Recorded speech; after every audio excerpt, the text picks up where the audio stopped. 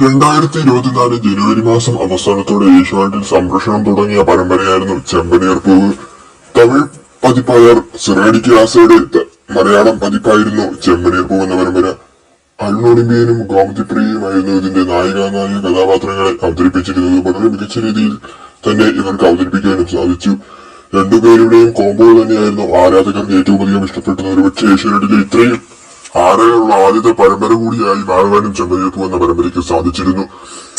പിന്നീട് ഏതാണ്ട് 6 മാസത്തിലധികം ഈ പരമ്പര വളരെ മികച്ച രീതിയിൽ മുന്നോട്ട് പോവുകയും ചെയ്തിരുന്നു.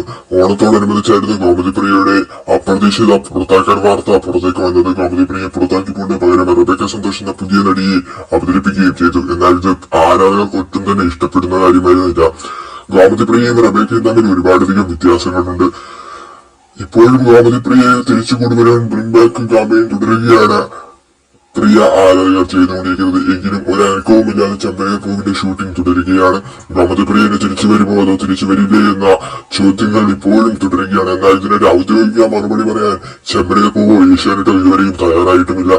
ഗോമതിപ്രിയയുടെ തെറ്റുകൾ കാരണമാണ് പുറത്താക്കിയെന്ന സൂചനകളും പുറത്തേക്ക് വരുന്നത്. എന്നാൽ ഇതൊന്നും കൃത്യമായി നമുക്ക് പറയാൻ കഴിയില്ല. ഗോമതിപ്രിയ എന്ന നായിക രേവതി എന്ന കഥാപാത്രത്തെ കൃത്യമായി അവതരിപ്പിച്ചു. ഒരിക്കലും നമുക്ക് അഭിനയിച്ചതായിട്ട് പറയാൻ കഴിയില്ല, കാരണം ജീവിച്ചു കാണിച്ചു എന്ന് തന്നെയാണ് നമുക്ക് കഴിയുന്നത്. റബേക്കയും ഗോമതിപ്രിയയും വെച്ചുകൊണ്ട് രേവതി കഥാപാത്രത്തെ വിലയിരുത്താൻ നിന്നാൽ ഒരിക്കലും അവിടേക്ക് എത്താൻ കഴിയില്ല. ഗോമതിപ്രിയയും രേവതിയെ അവതരിപ്പിച്ച വളരെ മികച്ച രീതിയിലായിരുന്നു. റബേക്ക സന്തോഷിന് ആ നിലയിലേക്ക് എത്താൻ കഴിഞ്ഞിട്ടില്ല എന്ന് ആരാധകർ പലരും അഭിപ്രായപ്പെടുന്നുണ്ട്. ഗോമതിപ്രിയയെ തിരിച്ചു കൊണ്ടുവരണമെന്ന് തന്നെയാണ് സോഷ്യൽ മീഡിയകൾ ഇപ്പോഴും പറഞ്ഞുകൊണ്ടിരിക്കുന്നത്. ഗോമതിപ്രിയന് തിരിച്ചു വരുമോ ഇല്ലയോ എന്ന് ചോദിച്ചുള്ള കൃത്യമായ ഉത്തരം ഗോമതിപ്രിയയുടെ തിരിച്ചുവരവിനുള്ള സാധ്യത വളരെയധികം കുറഞ്ഞു പോയിരിക്കുന്നു എന്നാണ്. ഇനിയുടെ ഒരു മാറ്റം കൊണ്ടുവരണമെങ്കിൽ സീരിയലിന്റെ പ്രൊഡ്യൂസർ ചിന്തിക്കേണ്ടിയിരിക്കുന്നു. കാരണം ഇപ്പോഴും ചെമ്പനീർ പൂവ് ലീഗിൽ, അതായത് ഏഷ്യാനെറ്റിലെ 1-ാം നമ്പർ പരമ്പരയായി മുന്നോട്ട് പോവുകയാണ്. എന്നാൽ അതിൽ രേവതി എന്ന കഥാപാത്രത്തിന് യാതൊരു സ്ഥാനവും ആ റേറ്റിംഗിലില്ല. അരുണൊളിമ്പിയനെയും അതുപോലെ മറ്റു കഥാപാത്രങ്ങളുടെ റേറ്റിംഗിലാണ് സീരിയൽ മുന്നോട്ട് കുതിക്കുന്നത്. എന്നാൽ ചെമ്പനീർ പൂവ് വളരെയധികം താമസിക്കാതെ തന്നെ താഴോട്ട് ഇറങ്ങുമെന്നതിന്റെ സൂചനകൾ നിലവിൽ പുറത്തേക്ക് വന്നുകൊണ്ടിരിക്കുകയാണ്. കാരണം നിലവിൽ ഏഷ്യാനെറ്റിൽ മറ്റൊരു പരമ്പര തുടങ്ങിയിട്ടുണ്ട്. ഒരു സീരിയലിന്റെ തന്നെ തമിഴ് പതിപ്പായിട്ടുള്ള മലയാള പതിപ്പിൽ ഇറക്കിയ പവിത്രം എന്ന പരമ്പര.